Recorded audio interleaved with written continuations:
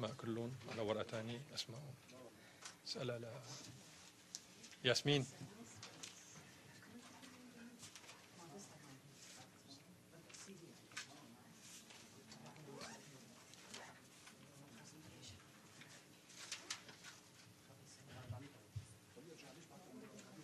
لا اتركوا. Ladies and gentlemen, good morning. I have the pleasure today to introduce to you the delegation of the U.S. Peace Council, led by my distinguished friend Alfred, and the distinguished members of the delegation. They are here today to brief you on their latest visit to Damascus recently and to Syria. They had a fruitful and successful visit in Syria. I wouldn't elaborate too much on it. The details will come directly from the horse's mouth. They will explain to you what they saw, what they heard, and what they know. They wanted wholeheartedly to come to the United Nations headquarters in New York to share all this very important information with the reporters and correspondents accredited to the United Nations, because you are the exposure of the genuine information and the accurate information. So without any further delay, I would like to introduce to you the members of the delegation. As I said, the head of the delegation is Al. Next to him, Henry. Next to him, Joe. Then we have Dana, and then we have Madeline, and then Dr. Bahman. I think Al will inaugurate the speech. So without any further delay, I give him the floor. Thank you very much.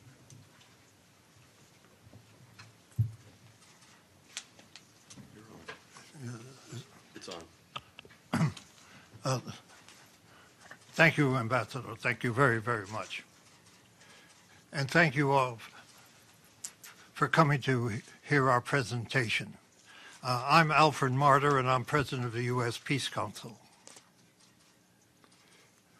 It was quite evident to us over the several years that what we were hearing and reading from the press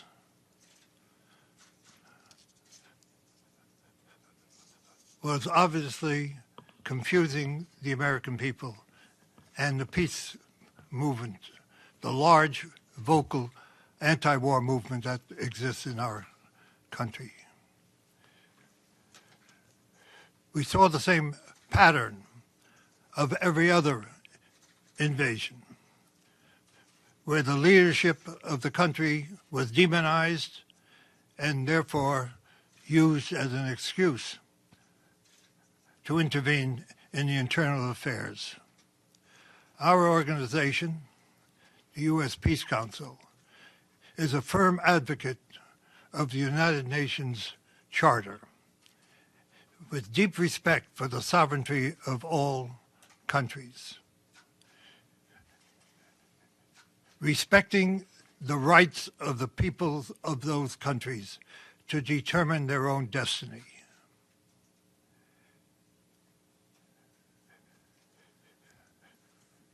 It was our consideration that we had to reach out to the U.S. peace movement and ask that they participate in a delegation to Syria to see for themselves what existed, to speak to both officials and non-officials, civil society, to try to determine for themselves, independently, the situation in Syria and the road to peace. That is our responsibility. Our responsibility is to reach out first to the U.S. peace movement and then to the American people.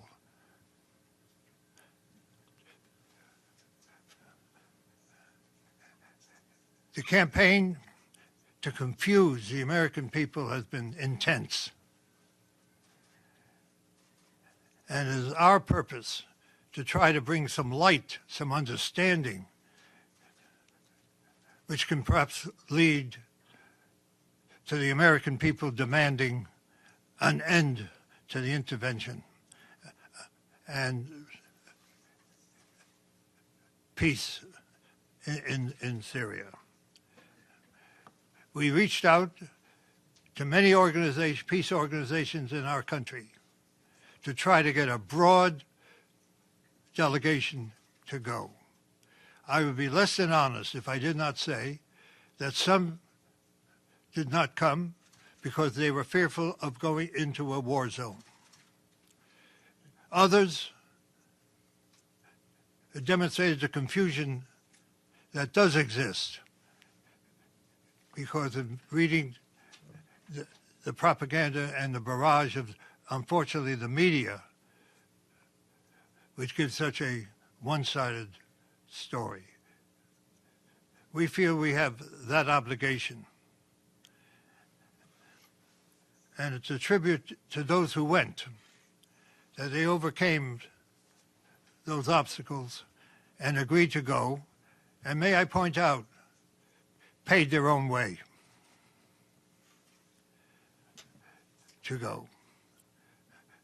So I would like to first introduce the co-leader of the delegation, a member of the Executive Board of the U.S. Peace Council, Dr. Henry Lowendoff. Thank you, Al. Thank you, Ambassador. Our delegation was co-led by Jerry Condon, who's the Vice President of Veterans for Peace. He's not able to be here. He's active right now in Seattle, Washington, where he lives, in that area. Two other members of the delegation are unable to be here. Judy Bellow, who lives in Rochester, and Vanessa Beeley, who is an independent journalist who has returned to Syria to report directly what she is seeing as she investigates further the truth of what's happening in Syria. I think what Alfred said is so true. We are fighting a mass of propaganda that has demonized the Syrian government, demonized its leaders, an effort that precedes every other intervention that the United States has made over the course of many, many decades in order to convince people that it's okay for quote-unquote humanitarian reasons to overthrow a government and to replace it with whatever. The United States prefers a government that is not independent, that is a willing participant in what the whatever U.S. policy is.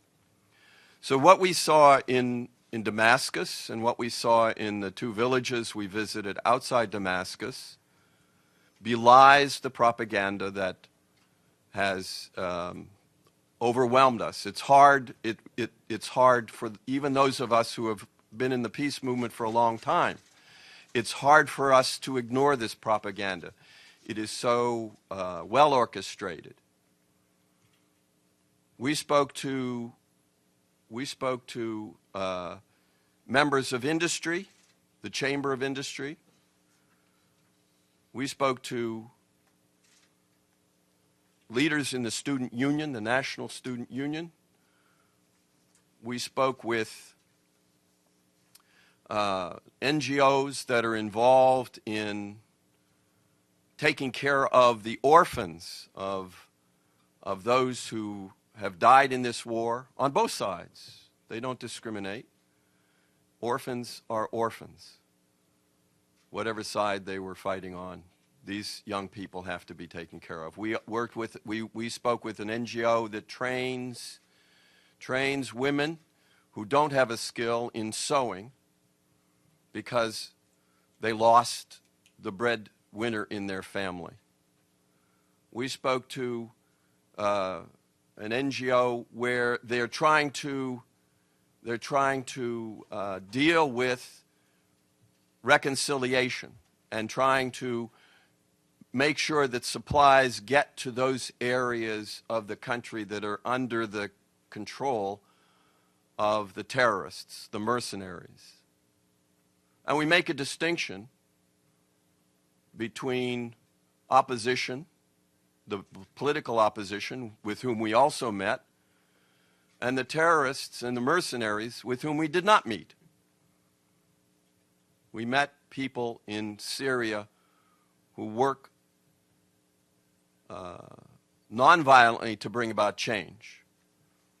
We learned of their efforts to bring about change, working in opposition to the government, working with the government, but nonviolently. We met with government officials.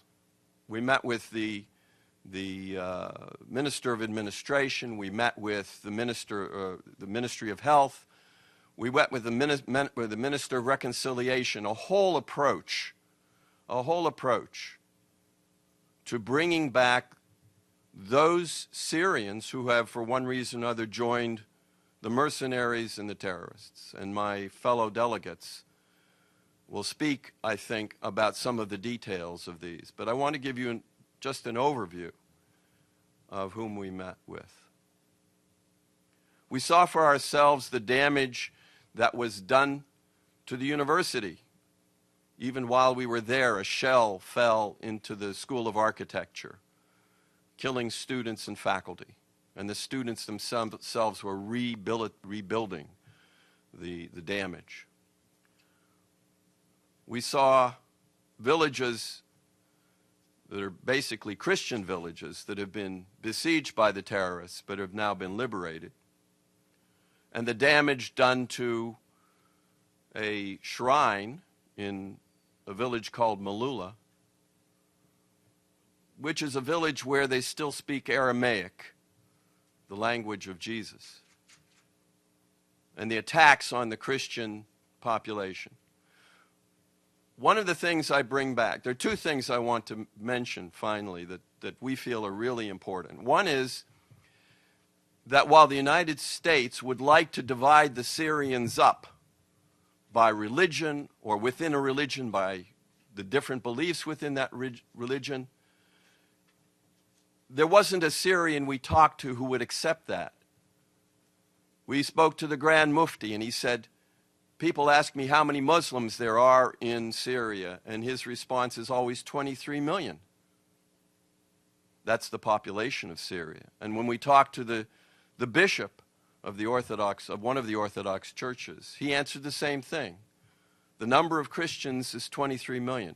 We will not allow ourselves to be divided up the way the United States has divided up the people of Iraq or Libya or Afghanistan or so many other countries. We won't allow that. And that unity, I believe, has led to the ability of the Syrians to withstand an invasion by the most powerful country in the world and its most powerful allies in Europe, its most powerful allies in the Middle East, with what is a vicious attack on the Syrian people. The second is the sanctions. I have to admit that I did not know before I went that the United States has imposed sanctions on Syria in a way that's similar to the sanctions that the United States imposed on Iraq in the 1990s in order to weaken that country and that government that the United States admits killed 500,000 children in Iraq during the 1990s sanctions. That set of sanctions means that the Syrian people cannot get medicines that they desperately need. They cannot get factory parts that they need to maintain their economy. They can't get infant formula and many other things. Their students cannot go abroad. Their lawyers are separated from the rest of the international legal system because of those sanctions. These sanctions are not reported in the U.S. media, to my knowledge, and we need to know about them.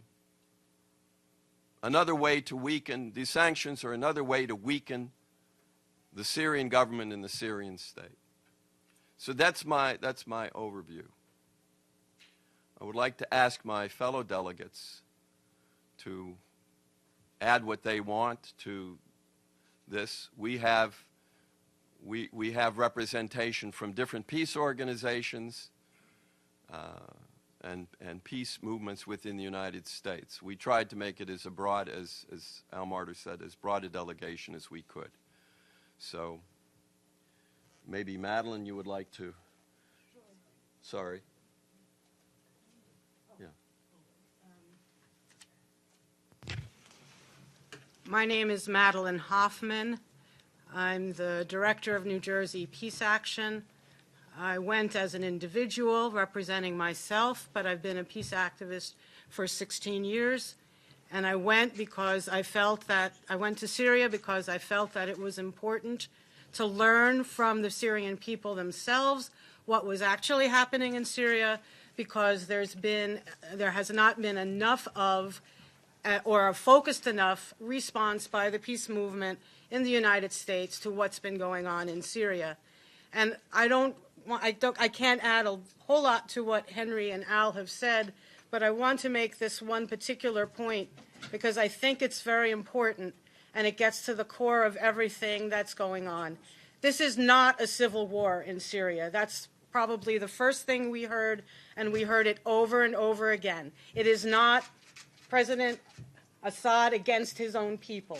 It is President Assad and the Syrian people all together in unity against outside forces, outside mercenary forces, terror organizations, the names change every day or every other day to try to protect their identity and maybe keep the connection between the country that funded it and that group kind of a little bit more nebulous. But there are groups, mercenary forces, supported by Qatar, Saudi Arabia, Turkey, the United States, and underneath it, Israel, the state of Israel. And these outside mercenary forces are the ones that are terrorizing the Syrian people and are attempting to divide the Syrian people. I remember when the U.S. invaded Iraq, our organization was against it well before the invasion ever began.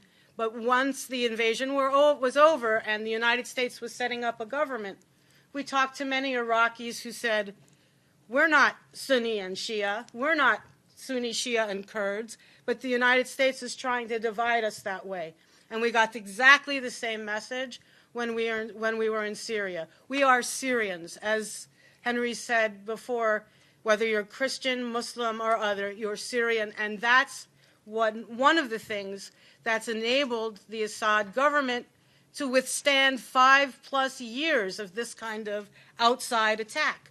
When Saddam Hussein, when it was time for the U.S. to unseat Saddam Hussein, after years of sanctions and 2 wars, he fell like that.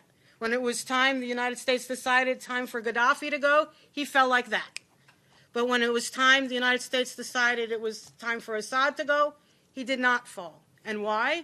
Because he has the support of 23 million Syrian people, and it was more before all these refugees were created and refugees were sent around the world. The whole idea of regime change, the policy of regime change, if you will, it's illegal under international law. The United States has no right to do that. The United States has no right to decide for the Syrian people who their government leaders should be. And so during my time there in Syria, I felt that over and over again. Who are we? Why are we presuming to know what's best for the Syrian people? And The other part of this that I think people in the United States need to know is that the Assad government provides free health care, free universal health care to everyone. It's a mission, it's part of the government's mission. Free education for everyone, from primary school all the way through even to university and medical school. And we met with one person, when we met with this one particular person from the nonviolent opposition, we asked him, well, tell us, what are some of your grievances with the Assad government? And he said, well, you just heard that it costs about $50 a year for people going to medical school. We think that's too high. He was being somewhat facetious, of course, but these are the kinds of policies that our citizens here in the United States are calling for: tuition-free college, universal health care. So the Assad regime, the Assad government, is in the business of doing this and providing this to the people. And without a doubt, even the nonviolent opposition parties who had issue with issues of democracy or corruption prior to 2011, everyone has thrown themselves in behind the Assad government, because that's the best hope, the best bet for the Syrian people. And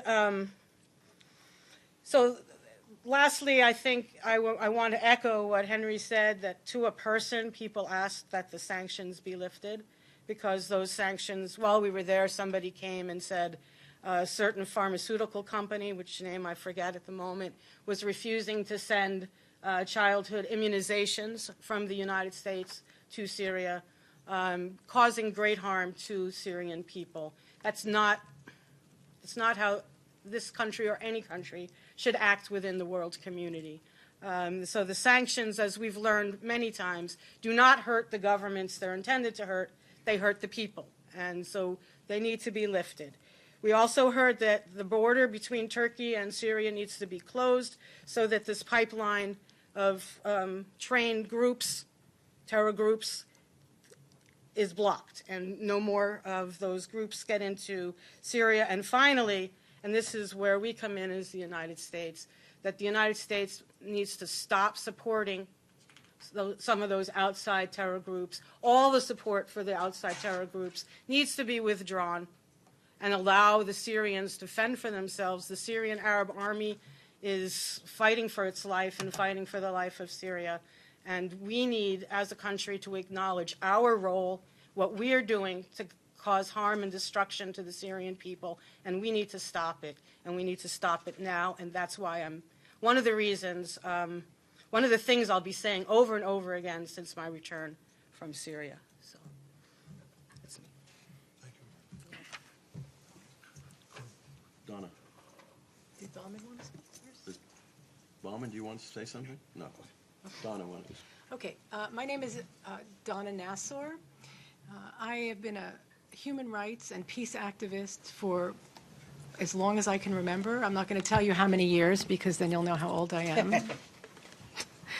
I was honored to be asked to be part of this delegation, and I am grateful that I had the opportunity to go and see for myself, to sit face to face with the Syrian people,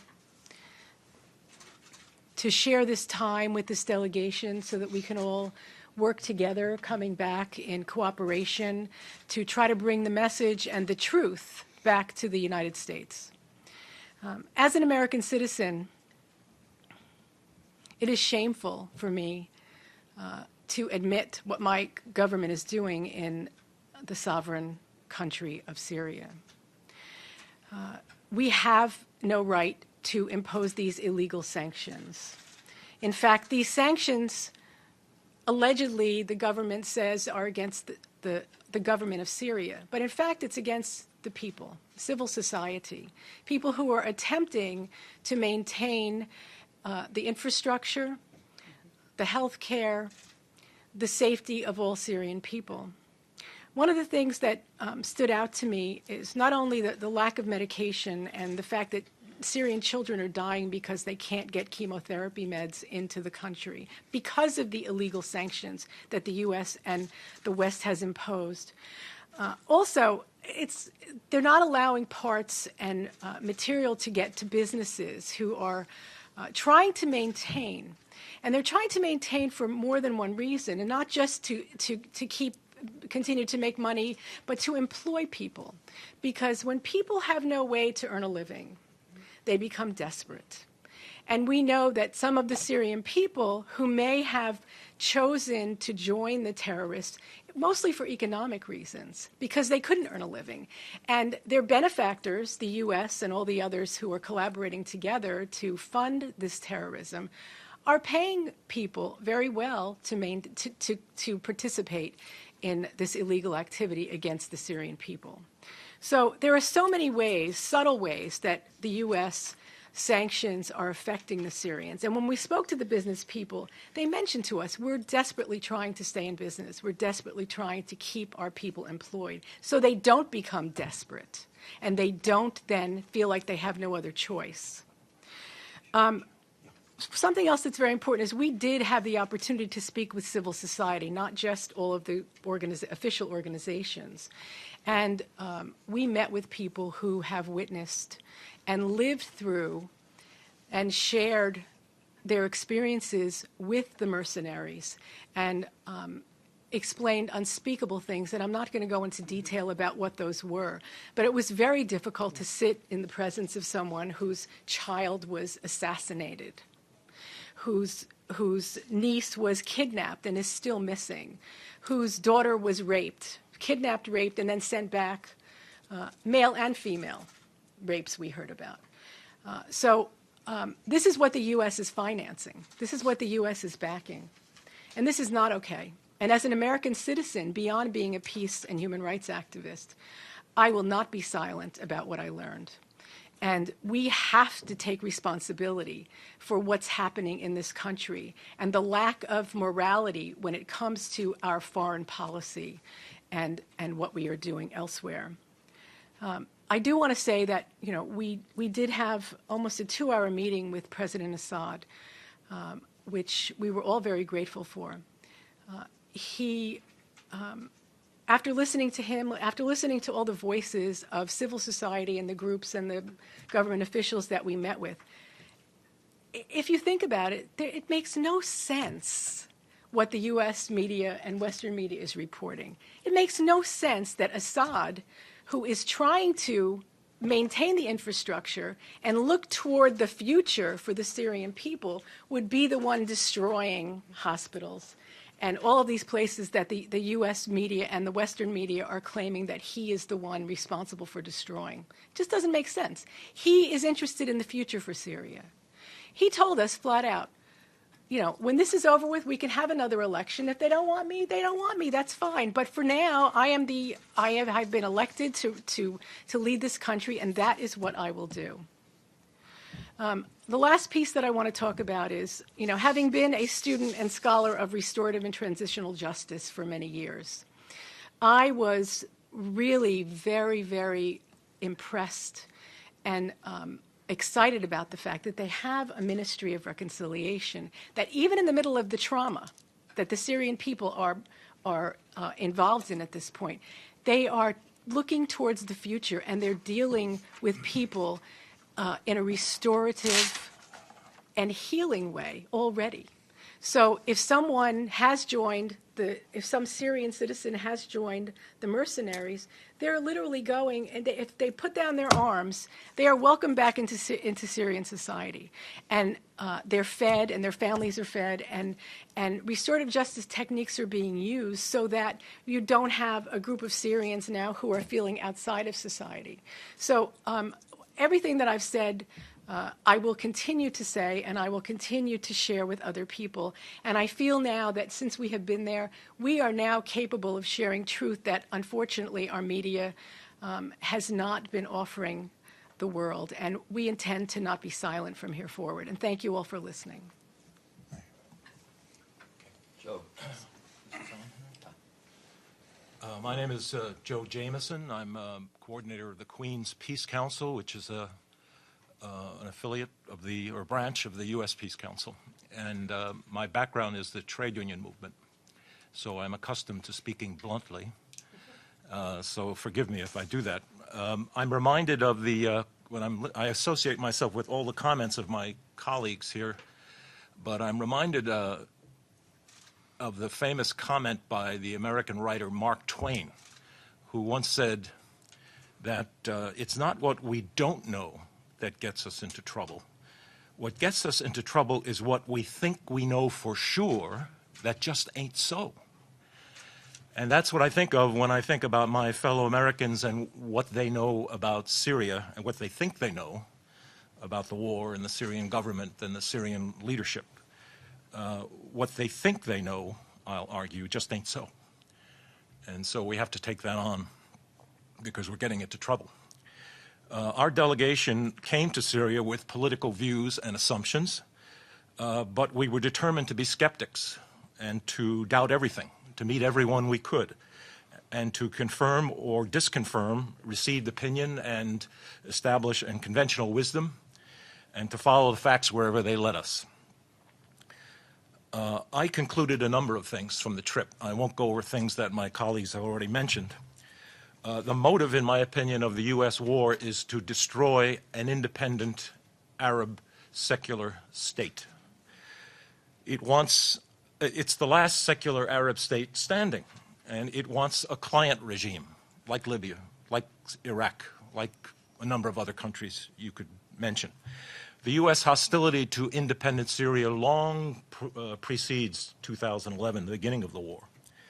The U.S., I concluded, claims to be against ISIS terrorism, but yet it's been loath to fight a really consistent fight against terrorism. Certain privileged groups, such as the al-Nusra Front, the names shift, are called moderate rebels because they fight the Syrian government, and the U.S. wants that. They are not moderate. They beheaded a 12-year-old boy when we were there. We saw it on YouTube and on TV. The motives of the U.S. proxy war states are somewhat different. Sectarian motives and regional power rivalries affect Saudi Arabia and Qatar. The Wahhabist ideology, the ideology of the Muslim Brotherhood, is a sick, medieval, backward ideology. It drives the Saudi state. It motivates that state to finance this war. And Damascus, by contrast, promotes a socially inclusive and pluralistic form of Islam. And we met the leaders of that form of Islam, and they are humane and democratic-minded people and have every reason to join with the American people in stopping this insane support for Wahhabism, which is behind so much terrorism in the world. Those of my fellow countrymen who are dogmatic about Assad demonization are not going to like what I have to say now, which is that the Syrian government is popular, and for that reason, it is winning the war. The Battle of Aleppo will probably be decided soon, relatively soon, and maybe the last hurrah, in my opinion, of the foreign mercenaries. The president is popular. His government is recognized as legitimate by the UN. It contests and wins elections. The elections are monitored. There's a parliament which contains opposition parties. We met them. There is a significant nonviolent opposition which is trying to work constructively for its own social vision. Some of it is inside the government, which in effect is a government of national unity. Some of it is in the parliament. We met them. The Minister of Reconciliation, as I think some of us have said, deals directly with armed groups, and he's an opposition leader. So let me conclude, which is that the U.S. policy on Syria, regime change, is not wrong in its details. It is wrong in its fundamentals. It is wrong root and branch. It violates the UN Charter. It violates international law. The U.S. is bombing parts of Syria without the consent of a legitimate government. That violates international law. The sanctions violate international law. I won't dwell on it because Marilyn and Donna have already discussed that. I think out of our trip, flow certain tasks. I think it is the task of the U.S. anti-war movement to unite around a different vision than what it has united around thus far. Thus far, it has united around a feeble vision that is partly false, that partly accepts the dominant State Department corporate media narrative. We must directly and forthrightly challenge U.S. policy if we are to shift U.S. public opinion. Some organizations, alas, buy into the dominant mainstream media narrative. They have not covered themselves in glory by so doing. This is a dangerous moment. Without mentioning names, one of apparently the leading candidate for president is surrounded by military advisors who are talking about no-fly zones, which means air war against the Syrian Air Force and the Russians, or boots on the ground, which means U.S. invasion. If we're not frightened by that talk, we should be frightened by that talk. This is a dangerous moment. We have to change the basic U.S. policy. We need to have a different kind of anti-war movement, and we must begin to shift U.S. public opinion. Thank you.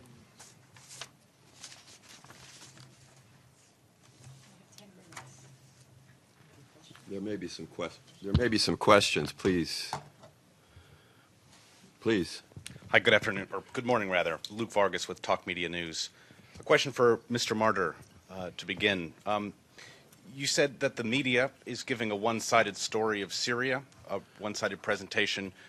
When you are not invited to Syria to look at Damascus, where do you receive your information about what's happening in Syria? To what outlets do you turn? And a question for Mr. Lohendorf. You mentioned that, I believe this is sort of partly a quote, but that what you saw in Syria, and rather in the capital, belies the well-orchestrated propaganda about Syria. That would seem a bit like saying you visited Middle America because you've seen Manhattan. Do you believe a visit to Homs or Aleppo or other cities around the country would enable you to speak more about the situation across the country as a whole? He asked, what information? How do you get information when you don't go to Syria? Where do you get information? Well, those of us who are in the peace movement have to read the same press that everybody else reads and tries to determine the issues. I just want to add to what I said before. I don't know if people realize that for the last 8 years, every day the U.S. has been involved in wars. Every single day of the Obama administration has been devoted to war. And if you compare the media approach, the U.S. State Department approach to Syria, there's a familiarity. It's Noriega, it's Hussein, it's Gaddafi, one after another, in order to convince the American people that we have the moral responsibility to intervene.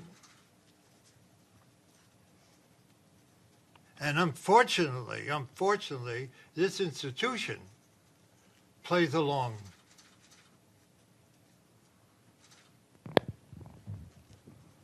With it.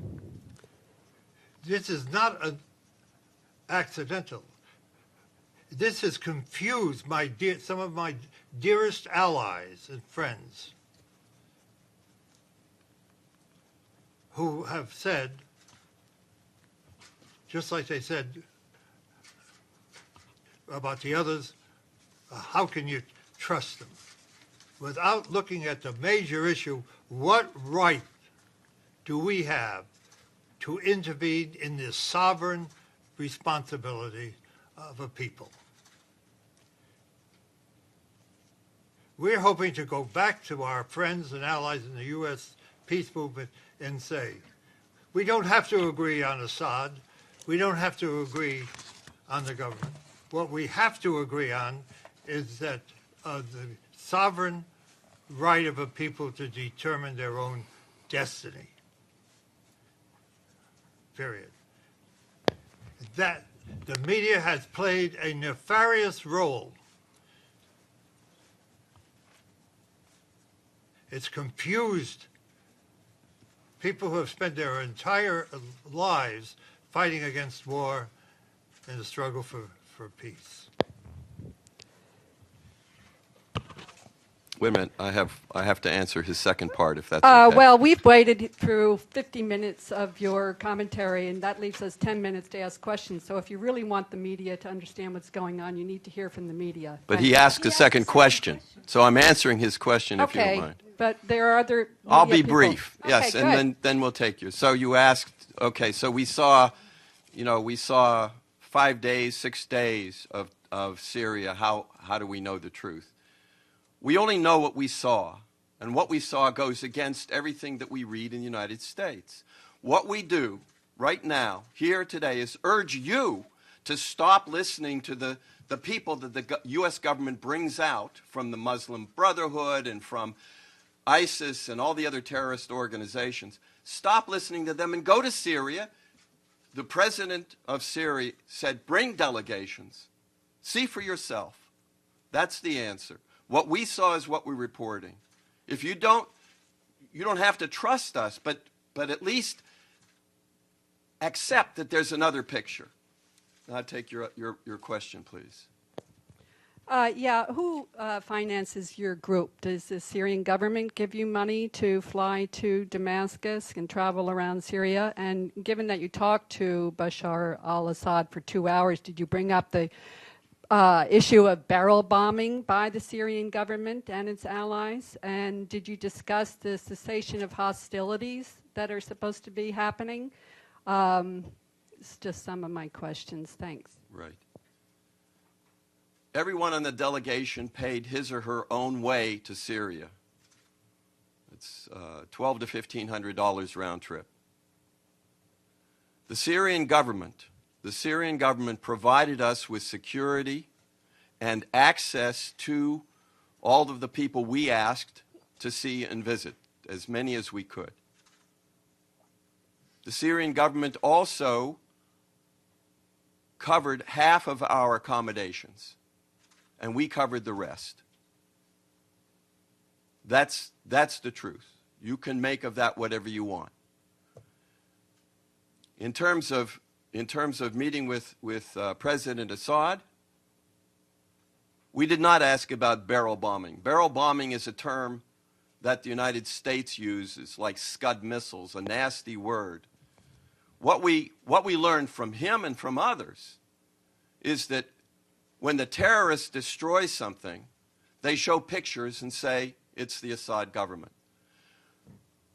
Bombing, no matter who does it, is likely to kill civilians. We know that. They know that. But when an outside force, like the United States and its allies, invade with mercenaries, you expect the consequences that we've seen, which is a lot of loss of life and a lot of people fearing for their lives, leaving. Most of the people who leave, however, do not rush to the terrorist side, they rush to the government side. Those people who left the country left for various reasons. In part, they could afford to leave. But most of the people who have left their homes have moved to the government side because that's where they're safe and that's who they trust. So you're saying barrel bombs do not exist, or this is an invention of the U.S. government? I'm going to ask for this. That's the term the U.S. government uses. What do you call them? Well, they're bombs. They're Why bombs. do we call them barrel bombs? Barrels because they're in barrels or they're tanks. No, they're not. Okay, what are they in? You have a question. Sure. I guess I wanted to pick up on, you'd said something about, when you said this institution plays along with it, Mr. Martyr, I think you were referring to the UN. So I just want, and any of you are free to take the question, sort of, what do you think the UN's role, in terms of it has a humanitarian presence? It's supposed, we don't hear that much about them from sanctions, but while you were there, did you have any interaction with the UN presence on the ground? What do you think of the UN's performance? And if any of you saw, there was an area formula meeting here yesterday, sponsored by the U.S. mission. What did you think of that I mean, I can imagine, but if anyone wants to, that saw it, what they thought of it. Thanks. Madeline, you want to deal with that? Okay. First, on the issue of the United Nations, and the United Nations role, one of the members of our delegation, Vanessa Beeley, who is unable to be here, she's still in Damascus, has done a lot of investigative, independent reporting on what's gone on in and throughout Syria, and we also heard, we've heard from her on the role of the United Nations, and also from a young man whose family is still in one of the villages that's controlled by outside mercenary forces. And he is independently trying to arrange for a food drop into that area because he can't go in to see his family can't come out. But he has said that the aid is not getting through. And Vanessa Beeley has said that the aid is not getting through. And one of the reasons for that is that it's being intercepted either by the outside mercenary groups or at times we have heard stories that the United Nations aid is not getting through either because it's going to the wrong side, to the outside mercenary forces, not to people in the civilians in Syria who deserve and need to have that aid. This is all probably independently verified. I don't have the information here at my fingertips. But the role of the United Nations hasn't always been what it should be in this particular conflict. And I'll end there. Did you want to add to that? Okay. The only thing I did want to say quickly is that I recommend that there are two independent journalists on the ground in Damascus, Vanessa Beeley, Beeley, and Ava Bartlett. Ava's Canadian, Vanessa is from the UK. And they're still there right now, and they're writing, they're visiting locales, and they're reporting on the ground, talking to people, collecting the voices of Syrians. And I recommend that you find them. They're both on Facebook, and then you can look up the articles that they've written because they've been published. Thank you.